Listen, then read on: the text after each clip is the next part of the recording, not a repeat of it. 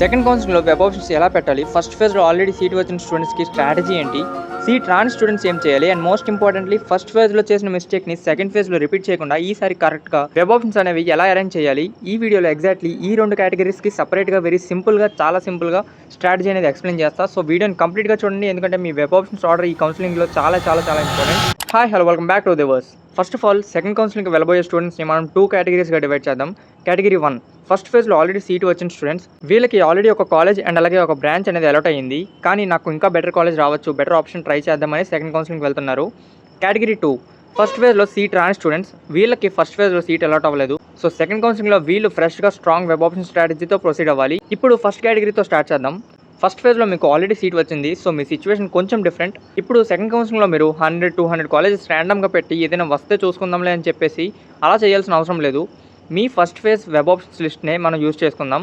ఒక simple example చెప్తా, జాగ్రత్తగా వినండి. సపోజ్ ఫస్ట్ ఫేజ్లో మీరు ఒక 50 ఆప్షన్స్ పెట్టారనుకోండి, ఇది జస్ట్ ఎగ్జాంపుల్ మాత్రమే. సపోజ్ మీరు ఫస్ట్ ఫేజ్లో మీరు 50 ఆప్షన్స్ పెట్టారనుకోండి, ఫస్ట్ ఆప్షన్ నుంచి 50th ఆప్షన్ వరకు మీ ప్రిఫరెన్స్ ఆర్డర్లో అరేంజ్ చేశారు. అండ్ సపోజ్ 20th ఆప్షన్లో ఉన్న కాలేజ్ మీకు అలాట్ అయింది అనుకోండి. అంటే సింపుల్గా చెప్పాలంటే మీరు 1 నుంచి 19 వరకు ఉన్న కాలేజెస్ని 20th కాలేజ్ కన్నా ఎక్కువ ప్రిఫర్ చేశారని, రైట్? సో ఇప్పుడు సెకండ్ కౌన్సిలింగ్లో మీరు మెయిన్ టార్గెట్ చేయాల్సింది ఏంటి అంటే 21 నుంచి 50 వరకు కాలేజెస్ మళ్ళీ పెట్టి ఆ టైంని వేస్ట్ చేసుకోవద్దు. 1 నుంచి 19 వరకు ఉన్న బెటర్ ఆప్షన్స్ని ఫోకస్ చేయడం, బికాజ్ అవి ఆల్రెడీ మీ ప్రిఫరెన్స్ లిస్ట్లో 20th ఆప్షన్ పైన ఉన్నాయి. So second counselling strategy very simple.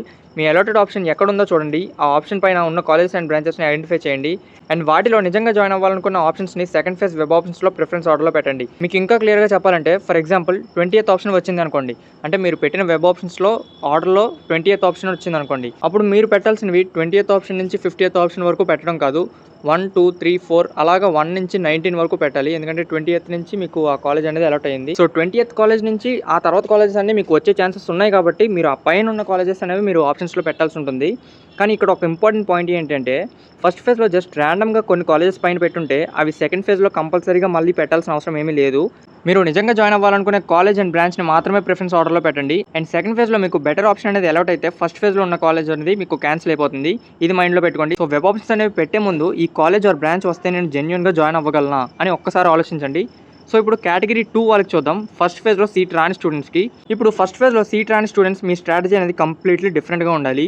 మీకు ఫస్ట్ ఫేజ్లో సీట్ రాలేదు కాబట్టి సెకండ్ ఫేజ్లో సేమ్ వెబ్ ఆప్షన్స్ లిస్ట్ని బ్లైండ్గా కాపీ చేసి పేస్ట్ చేయకండి. ఫస్ట్ ఆఫ్ ఆల్ నాకు సీట్ అనేది ఎందుకు రాలేదని చెప్పేసి అనలైజ్ చేయండి. మీ ర్యాంక్ ఏంటి, మీ కేటగిరీ ఏంటి, మీ లోకల్ స్టేటస్ ఏంటి, మీరు ప్రిఫర్ చేసిన కాలేజెస్ అండ్ బ్రాంచెస్కి previous year cut off range ఎలా ఉంది, మీ ఆప్షన్స్ ఆర్డర్ కరెక్ట్గా ఉందా, ఇవన్నీ ఒకసారి మళ్ళీ అనలైజ్ చేయండి. బికాస్ ఫస్ట్ ఫేజ్లో రిజల్ట్ రాలేదని సేమ్ స్ట్రాటజీని సెకండ్ ఫేజ్లో రిపీట్ చేస్తే రిజల్ట్ కూడా సేమ్ అలాగే వస్తుంది, కాలేజ్ రాకుండా ఉంటుంది. సో సెకండ్ ఫేజ్లో ఫ్రెష్గా ఈసారి స్మార్ట్గా ఆప్షన్స్ అనేవి ప్రిపేర్ చేసుకోవాల్సి ఉంటుంది. సో ఇప్పుడు ఒకసారి మీకు స్ట్రాటజీ అనేది క్లియర్గా చెప్తా. So simple. ఇక్కడ నేను మీకు ఒక సింపుల్ స్ట్రక్చర్ అనేది ఎక్స్ప్లెయిన్ చేస్తా. మీ వెబ్ ఆప్షన్స్ లిస్ట్ని 3 లెవెల్స్గా థింక్ చేయండి. ఫస్ట్ థింగ్, మీ యొక్క డ్రీమ్ ఆప్షన్స్. ఫస్ట్లో మీకు నిజంగా కావాలనుకున్న కాలేజెస్, కావాలనుకున్న బ్రాంచెస్ని ర్యాంక్కి ఛాన్స్ తక్కువ ఉన్నా సరే మీరు జెన్యూన్గా జాయిన్ అవ్వాలనుకునే ఆప్షన్స్ ఉంటే వాటిని ప్రిఫరెన్స్ ఆర్డర్లో పైన పెట్టండి.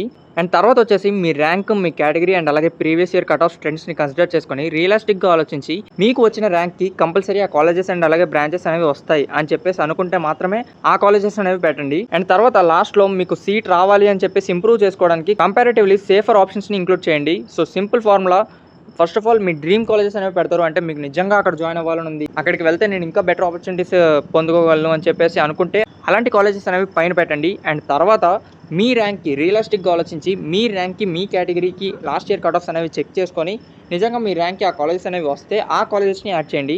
ఆ తర్వాత సేఫ్ కాలేజెస్ కింద, కానీ ఒక్కటి గుర్తుంచుకోండి, సేఫ్ ఆప్షన్ అంటే నాకు నచ్చిన కాలేజ్ పెట్టుకుంటా అని కాదు, మీకు సీట్ అక్కడ వస్తే యాక్చువల్లీ జాయిన్ అవ్వగలనా లేదా అని చెప్పేసి ఒక్కసారి ఆలోచించి అప్పుడు ఆ కాలేజెస్ అనేవి యాడ్ చేయండి.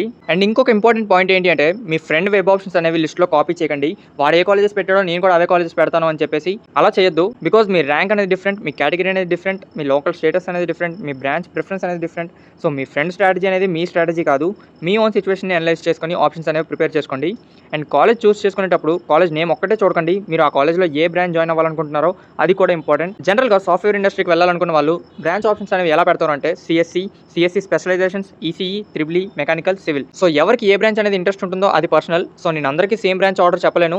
మీ ఇంట్రెస్ట్, మీ కెరియర్ గోల్, మీ స్ట్రెంగ్స్ని కన్సిడర్ చేసుకొని బ్రాంచ్ ప్రిఫరెన్స్ డిసైడ్ చేసుకోవాలి. కాలేజ్ ప్రిఫరెన్స్ మాత్రమే నేను గైడ్ చేయగలను, కానీ బ్రాంచ్ ప్రిఫరెన్స్ అనేది అది కంప్లీట్లీ మీ డెసిషన్. అండ్ అలాగే ప్రీవియస్ ఇయర్ కట్ ఆఫ్స్ గురించి కూడా ఒక క్లారిటీ ఇస్తాను. లాస్ట్ ఇయర్ కట్ ఆఫ్ని రెఫరెన్స్గా యూస్ చేసుకోండి, కానీ లాస్ట్ ఇయర్ ఇక్కడ కట్ ఆఫ్ ఎలా ఉంది, సో ఈ ఇయర్ కూడా ఎగ్జాక్ట్లీ ఇక్కడే క్లోజ్ అవుతుందని ఫిక్స్ అయిపోకండి.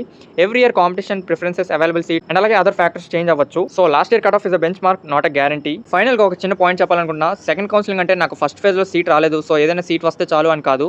అండ్ ఫస్ట్ ఫేజ్ లో సీట్ వచ్చిన స్టూడెంట్స్ కి ఇంకా బెటర్ ఆప్షన్ కోసం ట్రై చేద్దాం అనే క్లారిటీతో ప్రొసీడ్ అవ్వాలి. మీ వెబ్ ఆప్షన్స్ లో మీరు పెట్టే ప్రతి ఆప్షన్ వెనక ఒక రీజన్ అనేది ఉండాలి. ఈ కాలేజ్ నాకు ఎందుకు కావాలి, ఈ బ్రాంచ్ అనేది నాకు ఎందుకు కావాలి, ఈ ఆప్షన్ వస్తే నేను జాయిన్ అవ్వగలనా. ఈ 3 క్వశ్చన్స్ కి ఆన్సర్ ఉంటే మీరు ర్యాండమ్ గా వెబ్ ఆప్షన్స్ ఫిల్ చేస్తున్నట్టు కాదు, మీరు మీ ఫ్యూచర్ కోసం ఒక డెసిషన్ తీసుకుంటున్నట్టు. అండ్ రిమెంబర్, కాలేజ్ అనేది ఒక ఆపర్చునిటీ ఇస్తుంది, కానీ ఆ ఆపర్చునిటీని ఎలా యూస్ చేసుకుంటారో డిసైడ్ చేసేది మీరు. సో సెకండ్ కౌన్సిలింగ్ ని క్యాజువల్ గా తీసుకోకండి, కరెక్ట్ ఇన్ఫర్మేషన్ తో, కరెక్ట్ ప్రిఫరెన్స్ తో, స్ట్రాటజీతో. సో ఈ సెకండ్ ఛాన్స్ ని మాక్సిమం యూస్ చేసుకొని ట్రై చేయండి. మీ కౌన్సిలింగ్ యొక్క జర్నీలో కన్ఫ్యూజన్ కన్నా క్లారిటీ అనేది చాలా important. This is Uday verse. మీ ర్యాంక్ ఏదైనా సరే మీ ఆపర్చునిటీని కరెక్ట్గా ఐడెంటిఫై చేసుకొని మీ స్టోరీని మీరు బిల్డ్ చేసుకోవాలి.